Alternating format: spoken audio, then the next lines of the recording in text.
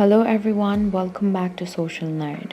I'm back with yet another tutorial video, and in today's video I'll be showing you how you can tag people on your Instagram story. Before starting the tutorial, I'd like to let you know about Instagram app. It's an app where you can connect with friends, share what you're up to, and see what's new from others all over the world. Now, open up Instagram app on your phone. After you open up the app, be sure that you're logged into your account.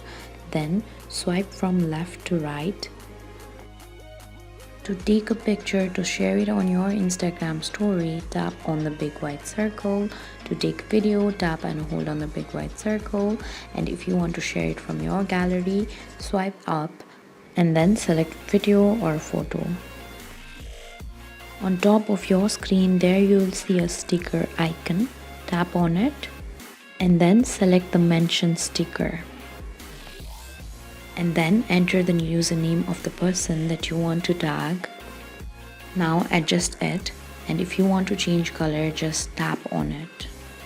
Now I'll show you the other way to tag people on your Instagram story.